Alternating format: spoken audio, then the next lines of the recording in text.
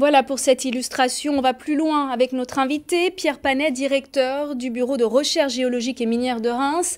Bonsoir, merci d'être avec nous. Alors aujourd'hui, en Champagne-Ardenne, est-ce que le niveau des nappes phréatiques a atteint des records? Non, non, on est relativement loin des records, mais on est quand même sur des niveaux qui sont hauts, voire très hauts, avec une récurrence de ce type de phénomène de l'ordre de 10 à 20 ans. On va peut-être rappeler, avant d'aller plus loin, le rôle justement de ces nappes phréatiques. Ces nappes phréatiques, elles se remplissent durant l'hiver, hein, c'est tout simplement les petites porosités qui sont dans la roche sous nos pieds. Et c'est grâce à ces nappes qu'on peut avoir au quotidien de l'eau pour boire ou pour alimenter les industries ou même l'agriculture.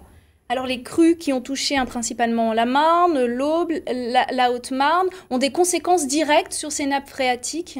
C'est plutôt les nappes qui ont des conséquences directes sur les crues, là en l'occurrence, mais tout ça est effectivement lié, c'est-à-dire qu'on a des niveaux de nappes qui sont très hauts, donc l'eau est remontée jusqu'à la surface et c'est un peu comme une éponge, hein, une fois qu'elle est pleine, et toute goutte d'eau qui arrive en supplément dessus, elle reste à la surface où elle coule.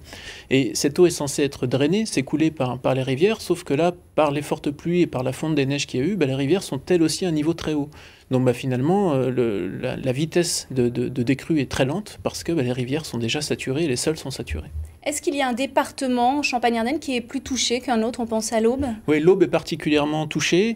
Notamment du fait parce qu'on a une corrélation dans la vallée de la Seine ou dans la vallée de l'Aube entre ces niveaux de rivière qui sont très hauts et ces niveaux de nappes qui sont aussi très hauts. Pour autant, on a des niveaux de nappes qui sont supérieurs dans la Marne, mais on n'a pas cette corrélation qui se fait de la même façon. La physionomie de l'Aube est vraiment particulière? Oui, après, la forme des vallées joue, la concentration de l'urbanisation en vallée joue aussi, notamment avec une forte imperméabilisation dans certaines vallées, qui a un impact sur la forme de cette crue et sur la durée des crues. Et donc, oui, on a quand même des formes très particulières sur l'Aube et une récurrence un peu plus importante de ce type de phénomène dans l'Aube. Qu'est-ce qu'on peut faire pour limiter ces remontées? Malheureusement, il n'y a pas grand-chose à faire, hein. Comme je vous l'ai dit, c'est comme je vous ai parlé d'une éponge, c'est comme une baignoire, hein, s'il y a plus d'eau qui arrive dans la baignoire que ce que la bonde est capable d'évacuer, ça déborde. Les nappes phréatiques, c'est pareil. Alors localement, on peut pomper, mais pomper pour remettre l'eau ailleurs. Donc c'est vraiment pour préserver quelques enjeux particuliers, comme ils l'ont fait par exemple sur la rocade à Troyes.